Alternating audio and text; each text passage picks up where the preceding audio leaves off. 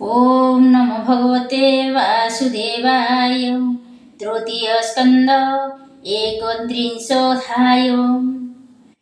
पुण्य पाप जे मिशामिशी गति दियाए जे राजसी मनुष्य जन्म एणु पाए 29 हा कहे से भगवान उवाच बोलंती प्रभु भगवान भो मातो सावधाने शुण जे कर्म जीव करी थाई ईश्वर तही निज जई ए जीव स्वकर्म बसरे पुरुषरे तो आश्रा करे पुणी ए देह धरिबाकू प्रवेश जननी गर्भकू सेरे तो प्रथम दिन रे मिसई शोणित संगरी ताहाकू बोलीटी कल्लोळ पंचम दिने से बतुळ से पुणी बोदरी समाने कठिन हुए 10 दिने तापरे होई मांस पिंड तदन्ते प्रकाश अंड मस्तक प्रथम मासरे प्रकाश हुए ता कक्षरे संपूर्ण बेनी मास जाए कर चरण आदि हुए अंगुली नख तनुरम अस्थि हृदय नाड़ी मान लिंग इंद्रिय छिद्रादि तृतीय मासे प्रसिद्धि चतुर्थ मासे धातु हुए पंचमी क्षुधा तृषा हुए तदन्ते षष्ठ परिमित क्षुधा तुषारे से पीड़ित गर्भवेष्टने बंध होई दक्षिण कुक्षीरे भमई जननी जे द्रव्य भखई से रसे ता धातु बढ़ई मूत्रपुरी रक्त लाळे भूमि पीड़ित सोमाकुळे तही जंत्रित सोई थाई कृमि संकुल मध्ये रही अति कोमल कळे वर्य कृमि भक्षणी नोहे स्थिर अंग काटन्ते कुर्मी माने प्रज्वले देह प्रतिक्षणी बहुत क्लेश तही पाई क्षण क्षण के मूर्छा जाई उष्मल बण कटु तीक्ष्ण खारो आंबिल जा भक्षण जननी आहार करई से रसे सर्वांग पीड़ई निवास जरायु भितरे नाड़ी रे बेष्टित निर्भरे कुटिल भावे शिरोधर पृष्ठ कुटिल कळे गरम मातृकुक्षीरे देई शिर पड़ी जे थाए नोहे स्थिर शरीर चाड़ी न पारई पिंजर पक्षी प्राय होई से गर्भे पूर्व कर्म वर्षे बहुत जन्म ताकू दिसे सते जन्मर कर्म जेते सुमरु थाए गर्भगते से पाप पुण्य मने धाई बहुत निश्वास छाड़ई ता फेड़ी न पारई केही कर्म आयते वश होई सुमरी पूर्व जन्म दुख सुख न लभी जे विमुख सप्तम मास आदि करी ता देहे ज्ञान थाई पुरी प्रस्तुति बात बलियार तेणे कंपई ता शरीर देह को अस्थिर करई कृमि जे सने भ्रम थाई से रूपे गर्भे ता भ्रमण दुसह जे दुख गसण तदन्ते शुण गो जननी भाड़ई से दिवा रजनी अति विमुखे कष्ट सही से गर्भे आत्मा को देखई भये विचार मनर के मन्ते एथु हे विपार एथु निस्तार मोके मते आतंके चिंतई निरते शब्द धातुरे बोध होई अंजलि करी न प्रार्थई जे मते आउ पुनर्बार ए गर्भ दुख नुह मर श्रीकृष्ण पादे करी ध्यान अति आनंद सुखे मग्न एथु निर्गत मोके मते ताहाकू भावे अविरते से दुख नघे नई चिते अनाथ मुझे गर्भगते वेदना पाऊ अछि जेते एथु धारनाथ मते ए दुख जे मन्ते नहिब एमंत कृपा मते हेब ए रूपे दुसह कषण स्तुति करई अनुक्षण जीव उवाच गर्भकू आणिला जे मोते ता पादे स्तुति मो निरते ତାପାଦେ ପଶିଲି ଶରଣ ସେ ମୋତେ କରୁ ପରିତ୍ରାଣ। ସେ ବହି ତାର ପାଦ ଗତେ ଅଶେଷ କର୍ତ୍ତା ଯେ ଜଗତେ। ଯେ ପ୍ରଭୁ ସୃଷ୍ଟି ରକ୍ଷା ପାଇଁ ଇଚ୍ଛାରେ ଶରୀର ଧରଇ। ଯେ କଲା ଏତାଦୃଶ ଗତି ମୁଁ ପାପୀ ଅତୀବ ଦୁର୍ମତି। ସେ ପ୍ରଭୁ ଏକଷ୍ଟୁ ରଖିବେ ତା ବିନୁ ଆଶା ନାହିଁ ଯିବେ। ତାହାଙ୍କ ଅଭୟ ଚରଣେ ଶରଣ ଗଲି ଏକ ଶଣେ। ସେ ପାଦେ ଯେ ପ୍ରାଣୀ ପ୍ରପନ୍ନ ନ ଲାଗେ ଏ ଦୁଃଖ ବୃଜିନ। ମୁଁ କଷ୍ଟେ ଜନନୀ ଗର୍ଭରେ ଅଛଇ ମାୟା କଳେବରେ। ଜୀବ ସ୍ୱରୂପେ ଅଛି ମୁଇଁ ମୋ ନିଜ କର୍ମେ ବନ୍ଦୀ ହୋଇ। ଅଛଇ ବନ୍ଧନ ପରାଏ ଗର୍ଭ ପୀଡ଼ା ଅତି ଭଏ। ନ ମୁଇଁ ତାହାଙ୍କ ପୟରେ ଯେ ଦେବଛନ୍ତି ମୋ ହୃଦରେ। ବିଶୁଦ୍ଧ ବିକାର ବିହୀନ ଅଖଣ୍ଡ ବୋଧ ଅନୁଦିନ। ତ୍ରିବିଧ ସନ୍ତାପେ ତାପିତ ହୃଦୟେ ହୁଅଇ ପ୍ରତୀତ। ନ ମୁଇଁ ତାହାଙ୍କ ଚରଣେ ସେ ନାଥ ରଖୁ ଏକ ଶଣେ। ଏ ପଞ୍ଚଭୂତେ ବିବଚିତ ଏ ମନ୍ତ ଦେହେ ମୁହିଁ ସ୍ଥିତ। ମିଥ୍ୟାରେ ଆଚ୍ଛନ୍ନ ହୋଇଛି ବୁଝିଲେ ସତ୍ୟ ନୁହେଁ କିଛି। ଇନ୍ଦ୍ରିୟ ଅର୍ଥେ ଗୁଣେ ଚିତ୍ତ ଏଥେ ମୁଁ ବନ୍ଧ ଅବିରତ। ବନ୍ଦଇ ସେ ପ୍ରଭୁ ଚରଣେ ଥିଲେ ଶରୀର ଆଭରଣୀ। ଅକୁଣ୍ଠ ମହିମା ତାହାର କେବେ ହେ ନଥାଇ ବିକାର। ଯେଣୁ ସେ ଆଦି ନିରଞ୍ଜନ ପ୍ରକୃତି ପୁରୁଷ ହିଁ ଭିନ୍ନ। ସେ ପ୍ରଭୁ ପରମ ପୁମାନ ଦିଅନ୍ତୁ ମୋତେ ଦିବ୍ୟ ଜ୍ଞାନ। ଯା ମାୟା ବୁରି ରହିଛି ଏଣୁ ମୁଁ ସବୁ ବିସ୍ମରୁଛି। ତେଣୁ ଭ୍ରମଇ ଏ ସଂସାରେ ଶ୍ରମିକା ତୋର ନିରନ୍ତରେ। ତାହାକୁ ଭଜିବଇ ଯେବେ ଦୁଃଖ ନିସ୍ତାରିବ ତେବେ। ଭଜିଲେ ନିଜ ରୂପ ପାଇ ନ ଭଜି ବାରି ହେବି କାହିଁ। ତାହାଙ୍କ ବିନୁ ଏହୁ ଜ୍ଞାନ କେ ଦେଇପାରେ ମୋତେ ଜ୍ଞାନ। ତା ତହୁଁ ଜ୍ଞାନ ମୁଁ ପାଇଛି ଯେଣୁ ମୁଁ ତ୍ରିକାଳ ଦେଖିଛି। ଏଣୁ ଏ ଗର୍ଭ ଦୁଃଖ ଘୋର ନ ଜାଣ ଶରୀର ମୋହର। ଏଣୁ ଏ ତାହାଙ୍କୁ ଭଜିବି ତେବେ ସେ କର୍ମକୁ ଜିଣିବି। ଯାହାର ଅଂଶ ସ୍ଥିର ଚରେ ବ୍ୟାପିଛି ଭୁବନ ଭିତରେ। ବନ୍ଦଇ ତାହାଙ୍କ ଚରଣ ଭୋନାଥ ଦେବା ଦିବ୍ୟ ଜ୍ଞାନ। ଜନନୀ ଉଦର ଗୁହାରେ ପୁରୀକ୍ଷ ମୂତ୍ରାଦି କୂପରେ। ଅବଶେତହିଁ ମୁଁ ପଡ଼ିଛି ଜଠର ଅଗ୍ନି ଦହୁଅଛି। ତହୁଁ ବାହାର ହେବା ପାଇଁ ସଭଏ ମାସ ଗଣୁଛଇଁ। କେବେ ସେ କରିବେ ବାହାର ସେ ପ୍ରଭୁ କୃପା ପାରାବାର। ଯେ କଲା ଏକାଦୃଶୀ ଗତି ଲଭିଲି ଦିବ୍ୟ ଜ୍ଞାନ ମୋତି। ସେ ବଡ଼ କରୁଣା ସାଗର ଯେ ମୋତେ ଦେଲେ ଜ୍ଞାନ ପର। ମୁଁ ତାକୁ କି ସେବା କରିବି କି ଦ୍ରବ୍ୟ ଦେଇ ନ ତୋଷିବି। ସେ ନାଥ ଦୀନ ବନ୍ଧୁ ଯେବେ ସ୍ୱଗୁଣେ ତୁଷ୍ଟ ହେବେ ତେବେ। ଅଞ୍ଜଳି ବିନୁ ନାରାୟଣ ମୋହର ଦ୍ରବ୍ୟ ନାହିଁ ଆନ। ଏ ଯେତେ ଜୀବ ପଶୁ ଆଦି ଅଜ୍ଞାନ ଦେହେ ନିରବଧି। ଦେଖନ୍ତି ସୁଖ ଦୁଃଖ ମାତ୍ର ଏଣୁ ହୁଅନ୍ତି କ୍ଲେଶ ପାତ୍ର। ଯେ ଦେଲେ ଦିବ୍ୟ ଜ୍ଞାନ ମୋତେ ସେ ବୁଦ୍ଧି ଘେନି ଅବିରତେ। ଏ ଦେହ ଭିତରେ ବାହାରେ ପ୍ରତ୍ୟକ୍ଷେ ଦେଖୁଛି ତାହାରି। ଏ ଘେନି ସୁଖେ ଆଶା ନାହିଁ ଦୁଃଖକୁ ଭୟ ବା କାହିଁ। ଯେ ମୋତେ ଦେଲେ ଦିବ୍ୟ ଜ୍ଞାନ ତାହାର ପାଦେ ମୋ ବନ୍ଦନ। ସେ ରୂପେ ରୂପ ମନୋହର ଦର୍ଶନେ ଲୋଭ ଚିତ୍ତ ମୋର।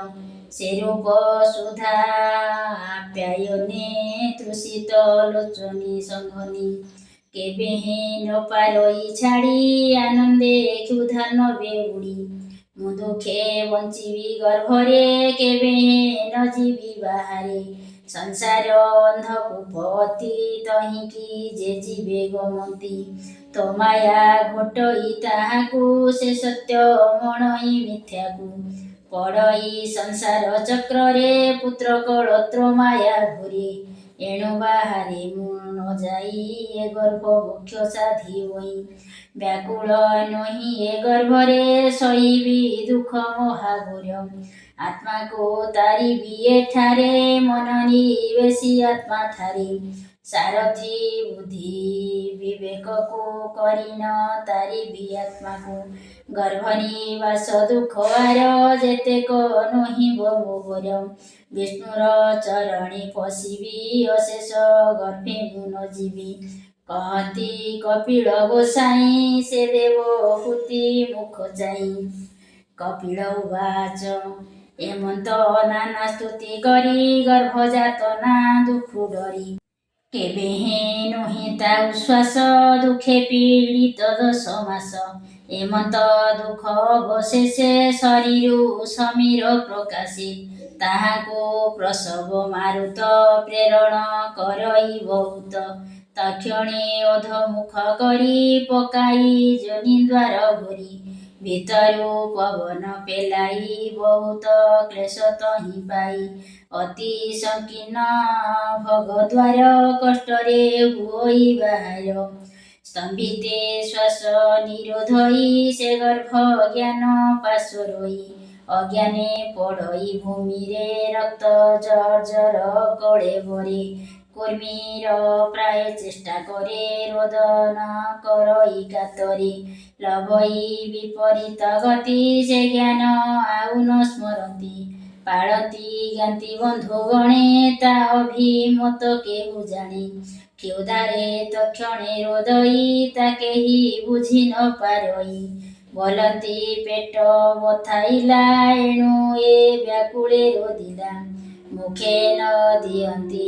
ନିମ୍ବରସ ଜୀବ ତା ପିଅଇ ଅବଶ୍ୟ ନିରୋଧୀ ତାହା ନ ପାରଇ ଯାହା ଦିଅନ୍ତି ତାହା ଖାଇ ଅଶୁଚି ଶଯ୍ୟାରେ ଶୟନ କରାନ୍ତି ତାଙ୍କୁ ପରିଜନ ତହିଁ ଅବଶେ ପଡ଼ିଥାଇ ପିମ୍ପୁଡ଼ି ମାଛି କୀଟ ଖାଇ ନେବାରେ ନୁହଁ ସମର୍ଥ ଯେଣୁ ସେ ଚଳେ ପଦହସ୍ତ ଉଠି ବସିବେ ଶକ୍ୟ ନାହିଁ ବନ୍ଧନ ଜୀବ ପ୍ରାୟ ହୋଇ କୋମଳ ଚର୍ମ ତା ଶରୀରେ କାଟନ୍ତି ମଶା ଡାଂଶ ତାରେ ଦଶନ ବିକାଶୀ କାଟନ୍ତି ଶୋଷିଣ ଶୋଷିତ ପିବନ୍ତି ତହୁଁ ସେ ଜ୍ଞାନହୀନ ହୋଇ ସର୍ବଦା ରୋଦନ କରଇ ଏମନ୍ତ 5 ସମ୍ବତ୍ସରେ ଜୀବ ବଞ୍ଚେ ଦୁଃଖ ଘୋରେ ପୌଗଣ୍ଡ କାଳେ ମହାଦୁଃଖ ତହିଁ ନ ପାଇ କିଛି ସୁଖ ତହିଁରେ ବିଦ୍ୟାର ପଠନେ ଭୟେ ତରସ୍ତ ପ୍ରତିଦିନେ ମରଣୁ ସେ ଦୁଃଖ ବଳଇ ନିର୍ଭୟ ସ୍ଥାନେ ପଶେ ଯାଇ ଏମନ୍ତ ଜୀବ ଲଭେ କ୍ଲେଶ ନ ପାଇ ଜ୍ଞାନ ଉପଦେଶ ଯୌବନାବସ୍ଥା ପ୍ରବେଶେଣ ତହିଁ ପୀଡ଼ିତ କାମ ବାଣ ମନ କଳ୍ପିତ ଯା କରଇ ସେ ଯେବେ ଆସି ନ ଘଟଇ ଶୋକରେ ହୁଅଇ ବାଧିତ କ୍ରୋଧିତ ହୁଏ ଅବିରତ ଏମନ୍ତ ପ୍ରତି ସମ୍ବତ୍ସରେ କାମ ବଢ଼ଇ ନିରନ୍ତରେ ଯେ ରୂପେ ଶରୀର ବଢ଼ଇ ତା ସଙ୍ଗେ ମାନ ହିଁ ବଢ଼ଇ ପ୍ରକୋପ ବଢ଼େ କଳେବରେ କାମିନୀ ସଙ୍ଗେ କେଳି କରେ ଅତ୍ୟନ୍ତ କାମେ ହୋଇ ବାଇ ଆପଣା ନାଶ ନ ଜାଣଇ ନାରୀ ଯୋନିରେ ଆଶା କରେ ଯୁବା ବୟସ ବେଭାରେ ଏ ପଞ୍ଚଭୂତ କଳେବରେ ଆପଣା ବୋଲି ଯା ଆଦରେ ମୁହର୍ତ୍ତା କର୍ତ୍ତା ସର୍ବଠାରେ ମୋର ଛନ୍ତି ଯେତେ ଘରେ ଏହି କୁମତି ଭାବୁଥାଇ ଆପଣା ହିତ ନ ଜାଣଇ ଯେ ଦେହ ନାନା କ୍ଲେଶ ଦେଇ କର୍ମ କରଇ ତାର ପାଇଁ ଯେ କର୍ମେ ବନ୍ଧ ପ୍ରାୟ ହୋଇ ଅଜ୍ଞାନ ପୁଣ ଜନ୍ମ ହୋଇ ଶିଷ୍ଣ ଉଦରେ ସୁଖାତୁରେ ଉଦ୍ୟମ କରେ ନିରନ୍ତରେ ଏମନ୍ତ ସତ ଯେ ଜନ ତାର ସଙ୍ଗତେ କରେ ମନ ତାଙ୍କ ସ୍ୱକର୍ମ ଆଚରଇ ଯେ ମାର୍ଗେ ନରକେ ପଡ଼ଇ ଭୋମାତ ଶୁଣ ତଦନ୍ତରେ ପୂର୍ବେ କହିଛୁ ଯେ ପ୍ରକାରେ ସେ ଭାବେ ପୁଣି ନର୍କେ ଯାଇ ଯାତନା ଅନେକ ଭୁଞ୍ଜଇ। ଏଣୁ ଅସତ ସଙ୍ଗ କଲେ ବିନାଶ ହୋଇ ଅବହେଳେ। ଅସତ ସଙ୍ଗ ସତ୍ୟନାଶେ ଶୌଚ ତପନ ପ୍ରକାଶେ। ମୌନ ବ୍ରତାଦି ନ ରହେ ବୁଦ୍ଧି ବିବେକ ହନ୍ତି କ୍ଷୟେ। ଲଜ୍ଜା ଛାଡ଼ଇ କାନ୍ତି ଯଶ କ୍ଷମାଦି ଅଯସେ ବିନାଶମ୍। ବିନାଶ ହନ୍ତି ସମଦମ ଐଶ୍ୱର୍ଯ୍ୟ ହୋଏ ଉପଶମ। ଅଶାନ୍ତ ଜନେ ସଙ୍ଗ ହୋଇ ଯେ ମୂଢ଼ ଭାବେ ନିତ୍ୟ ରହି। ଜ୍ଞାନ ନ ବୁଝେ ଦମ୍ଭପଣେ ମିଥ୍ୟା ଭାଷଇ ଅନୁକ୍ଷଣେ। ଯେ ଦେହେ ଆତ୍ମବୁଦ୍ଧି କରେ ସାଧୁ ଜନକୁ ନ ଆଦରେ। ବୋଲଇ ମତହୁଁ ଅପରେ କେ ଭାଗ୍ୟବନ୍ତ ଏ ସଂସାରେ। ମୁଁ ଧର୍ମ ଜାଣନି ସକଳ ଏଣୁ ପୂଜିତ ଏ ଶୟଳ। ମତୁଲେ ଧନବନ୍ତ କେହି ପ୍ରତୁଲ୍ୟ ନୋହିବ ଏ ମୋହି। ବୋଧନ ଉପାଏ ମିଳଇ ଏଣୁ ମୋହର ଭୟ ନାହିଁ। ଏମନ୍ତ ଯେବା ଗର୍ବ କରେ ଦେହାନ୍ତେ ନରକ ସଞ୍ଚରେ। ହୁଅନ୍ତି ନାରୀଙ୍କ ଅଧୀନ ତାହାଙ୍କ ଖେଳିବା ହରିଣ। ଏମନ୍ତ ସଙ୍ଗ ନ କରିବ ଯେବେ ସୌଭାଗ୍ୟେ ଇଚ୍ଛା ଥିବ। ଆବର ଶୁଣସି ଗୋମାଏ ଯେମନ୍ତ ପ୍ରାଣୀ ନାଶ ଯାଏ। ଯେବେ ଯୁବତୀ ସଙ୍ଗେ ମନ ଜୀବର ହୁଏଟି ବନ୍ଧନ। ଏମନ୍ତ ଅନ୍ୟ ସଙ୍ଗେ ନାହିଁ ଏଣୁ ଯୁବତୀ ସଙ୍ଗ ନୋହି। ତାହାଙ୍କ ସଙ୍ଗୀ ଯେବେ ଜନ ସେ ସଙ୍ଗ ନ କରିବ ମନ। ସେ ସର୍ବେ ମୋହିତ କରନ୍ତି ସେ ସଙ୍ଗେ ପ୍ରାଣୀ ନାଶ ଯାନ୍ତି। ପୂର୍ବେ ବିଧାତା କନ୍ୟା ଚାହିଁ ତା ରୂପେ ଦେଖି ବନ୍ଦୀ ହୋଇ। ସେ କନ୍ୟା ପିତାର ଅଜ୍ଞାନେ ପଳାଇ ପଶିଲା ଅରଣ୍ୟେ। ହରିଣୀ ରୂପ ସେ ଧଇଲା ଛନ୍ଦ୍ରମେ ବନସ୍ତେ ପଶିଲା। ବିଧାତା ତା ଗତି ବିଚାରି ସେହି ହରିଣୀ ରୂପ ଧରି। ଲଜ୍ଜା ଛାଡ଼ିଲେ ଦେବ ବ୍ରହ୍ମା ନାରୀଙ୍କ ଏମନ୍ତ ମହିମା। ଏଣୁ କେ ତା ମୁଖୁ ତରିବ ଯହିଁ ମୋହିତ ବ୍ରହ୍ମା ଶିବ। ସେ ସଙ୍ଗ ଛାଡ଼ିବ ଯତନେ ଶ୍ରେୟକୁ ବାଞ୍ଛା ଥିଲେ ମନେ। ସେ ବ୍ରହ୍ମା ଯାହାକୁ ସର୍ଜିଲା ତା ହେତୁ ଆପେ ମୋହ ଗଲା। ସେ ସଙ୍ଗ ଯେତେ ପ୍ରାଣୀ କଲେ ଦେବ ମାୟାରେ ମୋହ ଗଲେ। ଏମନ୍ତ କେହୁ ପ୍ରାଣୀ ଅଛି ସେ ନାରୀ ମାୟାରୁ ତରିଛି। ବିନା ସେ ପ୍ରଭୁ ଭଗବାନ ନାରୀ କି ନ ଜିତିଲାନ। ଦେଖ ମୋ ଯୋଗ ମାୟା ବଳ ଯୁବତୀ ସ୍ୱରୂପେ ପ୍ରବଳ। ସେ ଯାକୁ ପାଙ୍ଗେ ଛଇ ସେ ପ୍ରାଣୀ ପଡ଼ି ମୋହ ଯାଇ। ଦିଗ ବିଜୟୀ ଯେବେ ହନ୍ତି ତଥାପି ନାରୀ ବେଶେ ଥାନ୍ତି। ସେବନ୍ତି ନାରୀଙ୍କ ପୟର ଏମନ୍ତ ମାୟା ବଳ ମୋର। ଯେ ମୋକ୍ଷ ସାଧନ ଇଚ୍ଛିବ ସେ ନାରୀ ସଙ୍ଗ ନ କରିବ। ସେ ବିଣ ସାଧୁ ସୁଜ୍ଞଜନ ଲଭି ଯେ ଥାଇ ଆତ୍ମଜ୍ଞାନ। ଏମନ୍ତ ଯୋଗୀ ଯେ ବାହନ୍ତି ତାହାଙ୍କୁ ଯୁବତୀ ନାଶନ୍ତି। ନାରୀ ଅଜ୍ଞାନ ତମ ଦ୍ୱାର ଯୋଗୀ ଛାଡ଼ିବ ସଙ୍ଗ ତାର। କେବଳ ମାୟାରେ ଯୁବତୀ ନିର୍ମାଣ କଲା ପ୍ରଜାପତି। ସେ ସେବା କରିବାର ଛଳେ ପାଶକୁ ଆସୁଥାଇ ବଳେ। କପଟେ ବିନୟ ବଚନ କହି ବୋଧଇ ପ୍ରାଣୀ ମନ। ବ୍ୟାଝି ଯେ ଶନେ ଛନ୍ଦ କରି ଯିବ ବିନାଶେ ପାଶେ ଭରି। ତୃଣ ଆଚ୍ଛନ୍ନ କୂପେ ଥାଇ ପ୍ରାଣୀ ବିନାଶ ଚିତ୍ତେ ଥାଇ। ନିଶି ଦିବସେ କୂପ ଦ୍ୱାରେ ଜାଗ୍ରତ ରହେ ନିରନ୍ତରେ। ସେ ପଥେ ଯେ ପ୍ରାଣୀ ଗମନ୍ତି ସେ କୂପେ ପଡ଼ି ନାଶ ଯାନ୍ତି। ସେ କୂପ ଅତି ତମ ଘୋର ଦେଖି ଭ୍ରମନ୍ତି ସୁର ନର। ତାହାର ଅନ୍ତ ପାର ନାହିଁ ଗଭୀର କେ ପାରିବ କହି। ଯହିଁ ଅଶେଷ ଉଦେୟସ୍ଥ ପ୍ରାଣୀ ନ ଜାଣେ ତାର ତତ୍ତ୍ୱ। ସେ କୂପେ ପ୍ରାଣୀ ସୁଖ ଭରେ ପଡ଼ି ବୃକ୍ଷାଦି ଯେବେ ଧରେ।